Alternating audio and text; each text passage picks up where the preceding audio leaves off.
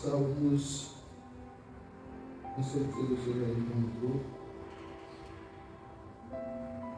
número 13.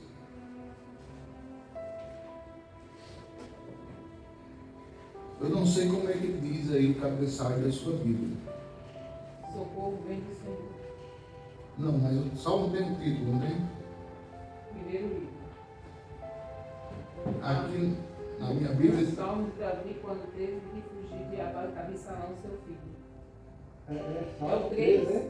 13. Ah, Oração de fé. oração de Aqui livramento. até quando te esquecerá de mim. Aqui na minha Bíblia diz: ao diretor do coral Para o mestre de música. do Salmo de Davi. Ou seja, essa música foi feita e enviada ao coordenador do coral. Isso, quando acontecia, era porque o rei tinha urgência que essa música composta por ele fosse cantada. Até quando, Senhor, te esquecerás de mim? Será que para sempre? Até quando esconderás de mim o teu rosto? Até quando terei de lutar com a angústia em minha alma e com a tristeza em meu coração? A cada dia, até quando meu inimigo terá vantagem sobre mim?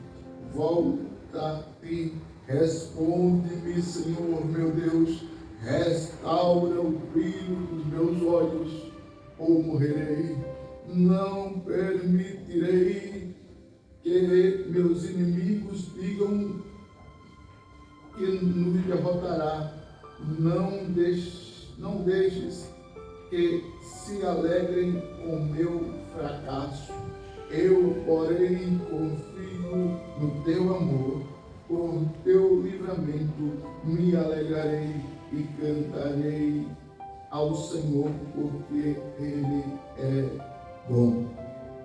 Pai, aplica a palavra no coração dos teus filhos, em nome de Jesus. Amém.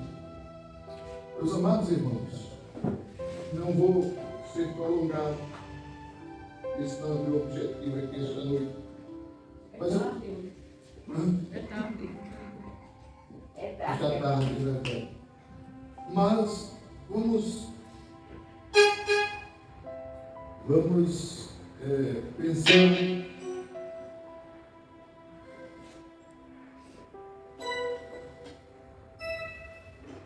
como Davi se encontrava nessa situação, irmão Adão. Davi, se você for analisar, irmão Adão, a história de Davi, irmão Luiz, ele gostava de compor em dois momentos da vida: nos alegres e nos tristes. Davi aqui estava com a impressão que seria engolido por todos aqueles que queriam a sua morte. Davi, um guerreiro nato, aqui no auge da sua experiência, ele, como guerreiro, estava se vendo tão fraco que parecia quase um cão morto.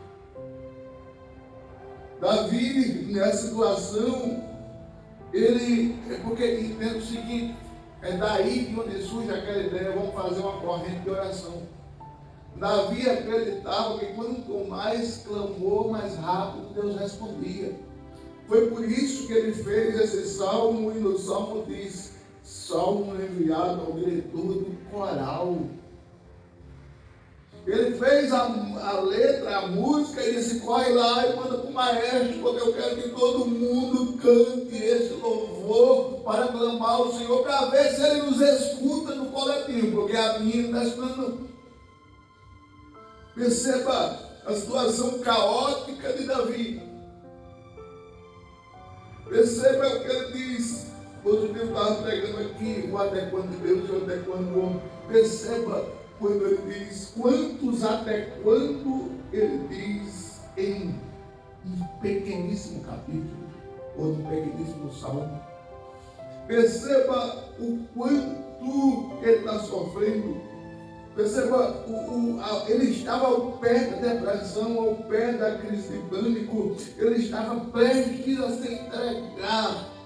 Ele estava aqui na UTI emocional. Ele estava aqui em uma situação tão terrível que ele só pergunta a Deus: até quando? Até quando? Até quando? Em todos os versículos, até o versículo 3, ele está perguntando: até quando? Até quando o Senhor esquecerá de mim? O salmista estava numa crise tão grande que ele esqueceu que Deus não se esquece.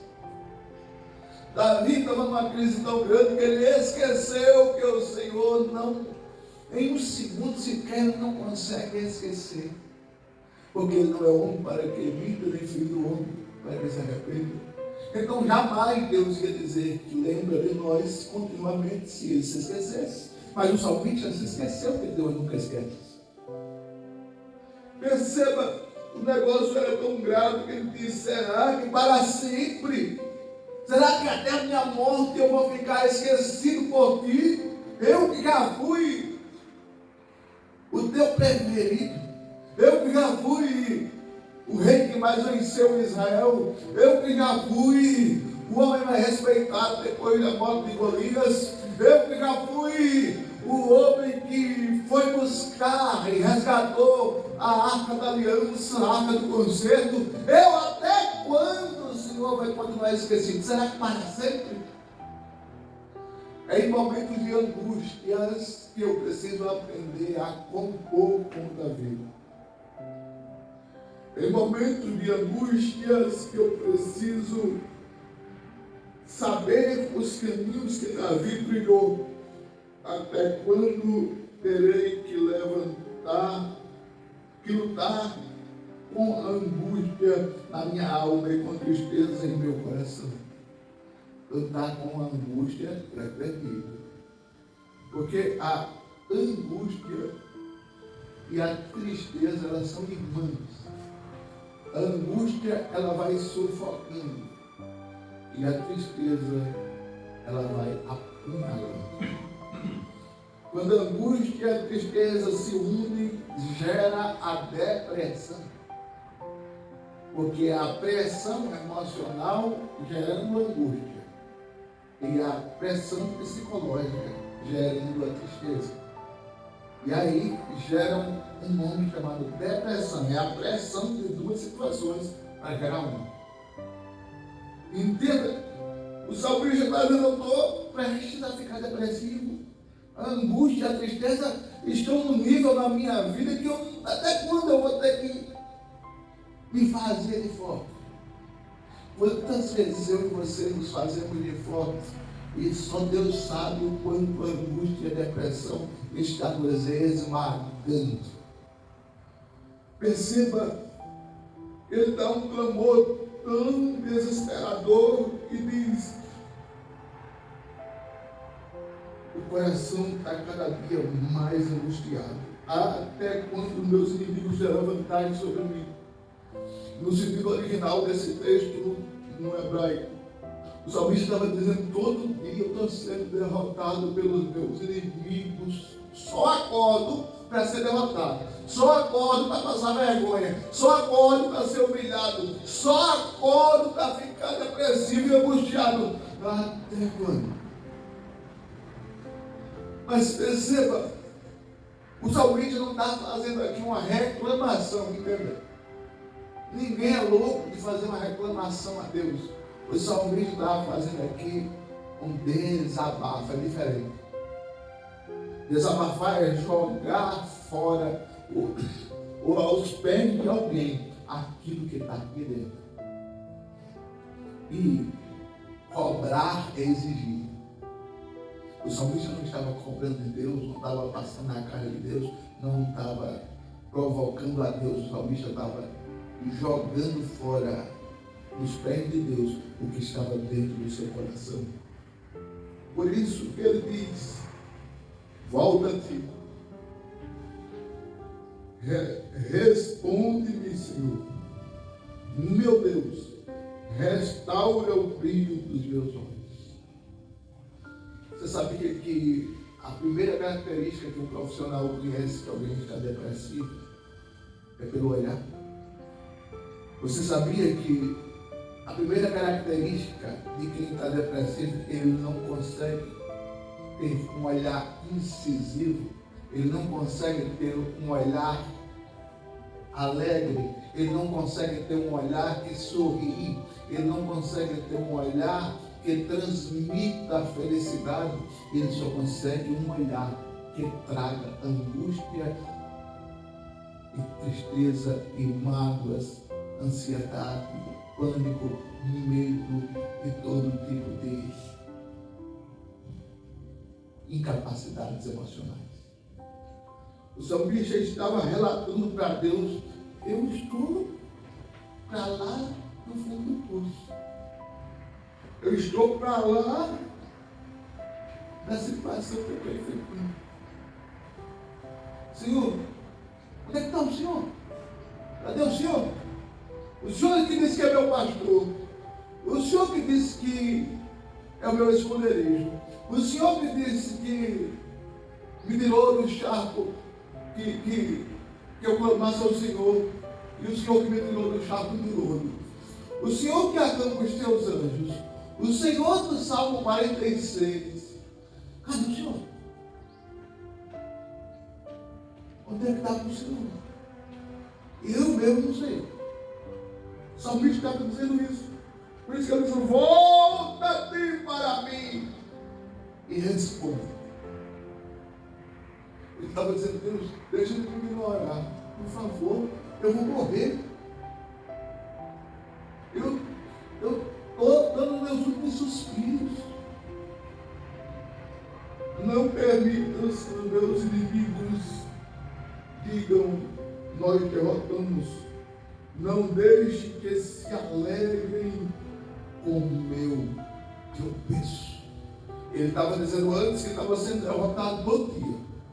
E os seus inimigos, que o Senhor pelo menos permitisse que os seus inimigos não se alegrassem com o seu tropeço. Isso significa dizer que o salmista estava em um período da vida que estava cercado só de pessoas falsas, mentirosas, hipócritas, interesseiras, que queriam o reinado, que queriam o trono, que queriam a sua cabeça. E ele, como um homem que temia o Senhor, em vez de agir, não podia, porque estava fraco, não podia, porque estava sem força, não podia, porque estava próximo à depressão, não podia, porque estava em crise de ansiedade, não podia, porque estava se sentindo tão derrotado. Mas, todavia, porém, ele disse: Senhor, não permita que meus inimigos comemorem o meu fracasso. Ei, perceba, eu, porém, em cerca de 58 salmos, tem pelo menos alguma coisa que dê aderência a essa frase.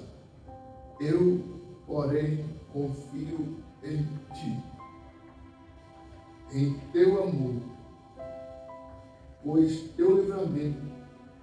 em teu livramento me alegrarei. Perceba que esta frase está num contexto que o português chama pretérito perfeito futuro. Como assim? Ele não está falando no presente, ele está demonstrando aqui um ato de fé. Eu, porém, confio no teu amor, presente. Pelo teu amor me livrarei, futuro, e me alegrarei, futuro. Ele estava vendo o futuro, apesar de estar se sentindo derrotado. Vendo o futuro, apesar de estar se sentindo destruído. Vendo o futuro, apesar de estar se sentindo ansioso. Pedindo para o coral clamar ao Senhor por ele e pela situação que ele enfrentava. Por isso que a música foi direto ao diretor. Aí ele disse: eu, porém, confio, presente, em teu amor. Pelo amor que Deus tinha a ele, Deus ia trazer o livramento. e que o Senhor trará o livramento e eu me alegrarei. Ele estava em dificuldade hoje, mas amanhã ele estava dizendo: eu vou me alegrar, eu vou me livrar, eu vou cantar, eu vou adorar, eu vou agradecer. Tudo no futuro, Davi. Eu sei. Por isso que ele mesmo disse: o choro dura uma noite, mas a alegria vem ao amanhecer. Ele estava dizendo: hoje eu estou triste, hoje eu estou angustiado, hoje eu estou depressivo, hoje eu estou ansioso, hoje eu estou para baixo, hoje eu estou insignificante. Porém, todavia, eu vou me alegrar, porque o choro só dura uma noite. Perceba bem, ele está falando sempre do futuro. Cantarei ao Senhor, porque Ele é bom para mim. Como é, irmã, que o mesmo homem no mesmo salmo que diz: responde-me, Senhor, volta-te para mim ou eu morrerei, no versículo 3. No versículo 6 ele está dizendo: eu cantarei ao Senhor porque Ele é bom para mim.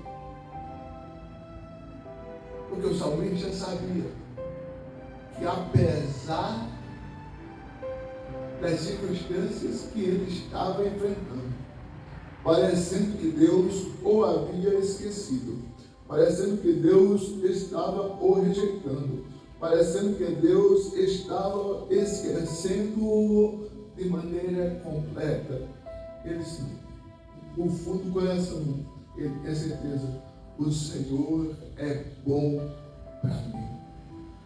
Por isso que no Salmo 136 ele diz: cantarei ao Senhor, porque Davi, porque a sua benignidade é para sempre.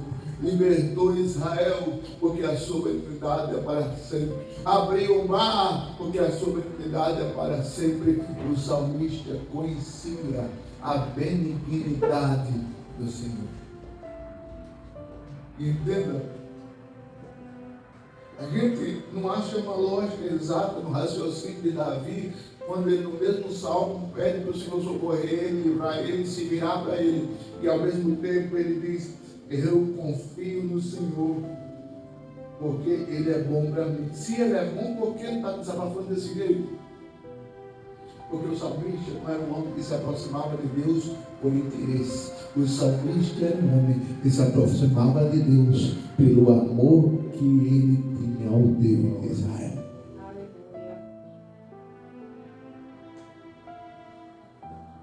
Meus amados irmãos,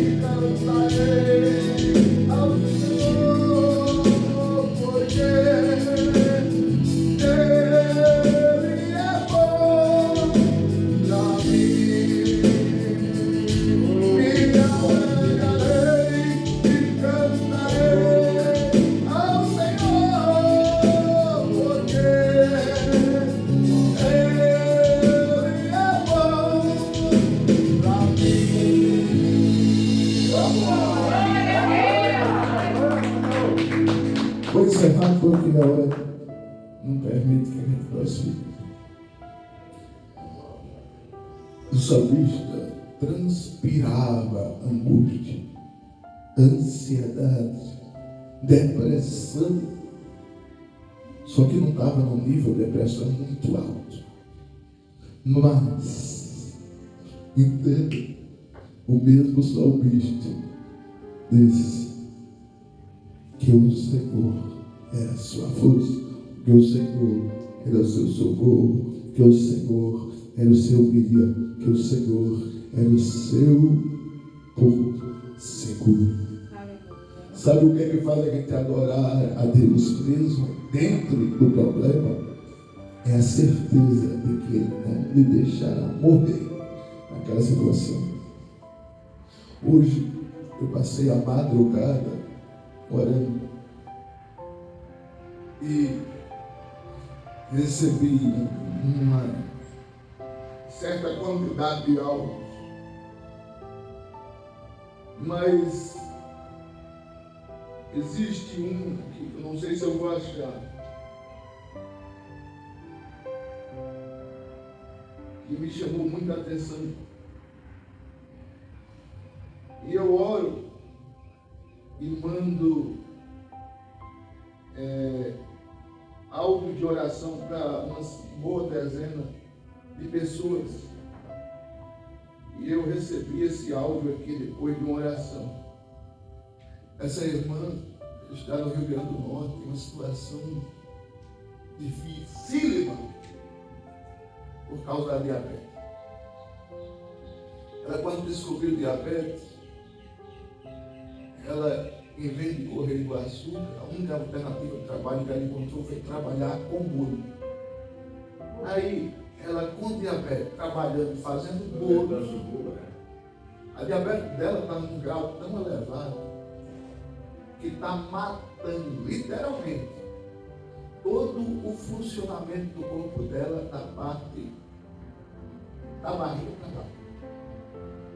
E tomou o intestino já, e está partindo já para os órgãos internos. Está tomando o intestino, vai tomar o fígado. O médico disse, né? Eu confio que Deus pode curar. Amém.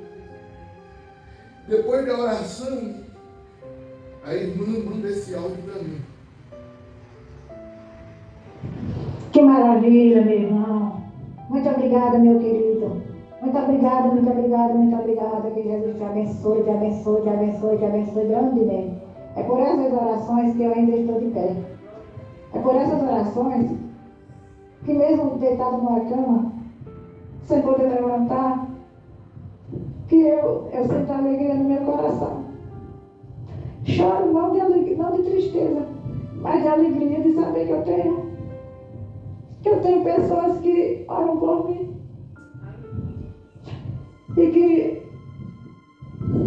essas orações me sustentam, me dão alegria e paz no coração.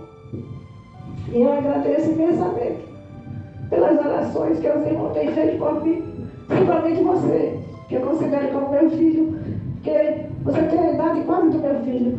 Eu considero você como meu filho. Meu filho não ora, meus filhos não oram, porque meus filhos ainda não souberam reconhecer o que é Deus. Mas eu sei que eu tenho vocês que oram por mim e eu agradeço imensamente, porque se não fossem as orações de vocês que me ajudassem, porque eu sei que vocês, eu oro, mas as orações de vocês também me ajudam. Deus ouve. Quando eu quero ficar triste, Deus me alegra. Coloca um bálsamo na minha vida, no meu coração, e eu me alegro. Fico com mais confiança, com mais fé. E tudo isso é por causa dessas orações de vocês, sua e de mais irmãos que têm orado. E eu tenho fé em Deus que Deus vai fazer a obra e eu vou poder agradecer pessoalmente a cada um. Obrigado, meu filho. Muito obrigada, viu? Porque eu também tenho orado por você. Que Deus abençoe você com sua esposa. Que Deus seja na sua vida sempre, lhe dando sua saúde, para você fazer o trabalho do Senhor com alegria, com fé. E eu creio que Deus tem respondido. Muito obrigada, que Jesus te abençoe, grandemente, em todos os sentidos da sua vida, viu? Obrigado, meu querido. Um abraço. Um abraço para você, um abraço para sua esposa, para sua mãe. Viu? Muito obrigada. Como é que alguém na situação dela consegue ter alegria? Como é que alguém na situação que ela se encontra consegue orar por alguém? Como é que alguém na situação que ela está, e eu deixei esse áudio aqui para pedir a você, quando você pensar que o seu caso está difícil, lembre a irmã de Deus que ainda consegue orar, agradecer na situação que ela se encontra. O salmista estava numa situação complicadíssima, mas disse: eu vou adorar, eu creio no Senhor, eu sei que Ele não vai deixar os meus inimigos se alegrar com o meu tropeço, com a minha situação. Eu vou continuar confiando nele, porque Ele é bom para mim. Vou encerrar, eu sei que ela está cansativo, mas eu quero dizer para você: olhe pela irmã de Deus e aprenda com a irmã de Deus. E na situação que ele está, não, eu oro pelo Senhor, eu agradeço ao Senhor, eu me alegro no Senhor. Outros áudios que ela manda, ela diz: eu tenho certeza que se eu der um suspiro aqui, eu vou ver Jesus lá. Eu fico mais crente ouvindo os áudios da irmã é de Deus. Glória a Deus, aleluia. Sabe? E eu, quando ouvi o áudio dela, tem alguma semelhança com o Salmo 13? Claro que tem. O salmista estava no calabouço, em um momento difícil, calamitoso. Então eu creio, mas eu ainda vou cantar, mas eu ainda vou adorar, mas o Senhor ainda vai me dar alegria. Mas tudo no futuro, Davi, porque tudo é no tempo de Deus, não é no meu tempo. Então creia, você não está sozinho nesta guerra. Amém? Vamos terminar? Vamos terminar, né, irmão? Graças a Deus. Bastante cercado, né?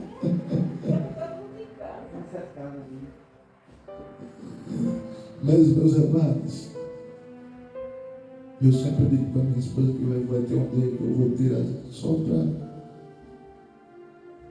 cantar mais do que falar. Mas aprendamos com o Salmo 13. Eu gosto de pregar do Salmo porque se você ao mesmo tempo que você prega, você pode compor um louvor ali. Eu só olhando para aquele texto. Então, aprendamos com Davi a saber nos nossos tempos de lamúria cantar, adorar, enaltecer e engrandecer o nome do Senhor. Amém? Pai, louvamos o teu nome. A tua palavra no Salmo 13 nos traz um ensinamento crucial, que mediante a tudo aquilo que o Senhor nos concede, mesmo que não seja aquilo que nós desejamos, nós precisamos continuar confiando em Ti. Pai, que o Salmo 13 nos dê a receita da perseverança, que o Salmo 13 nos dê os ingredientes que farão de mim e de nós uns crentes mais decididos a não recuar. Pai, certos de que estamos de acordo com a Tua palavra, aprendendo com Davi, nós já te agradecemos e nos traz aqui para o culto sábado e domingo, em nome de Jesus. Que o amor de Deus, a graça do Senhor Jesus e as doces consolações do Espírito Santo seja com todos vós, na sua casa, na sua igreja, na sua vida, onde você for, de onde você vier, em nome de Jesus. E você diz, Deus abençoe, até lá.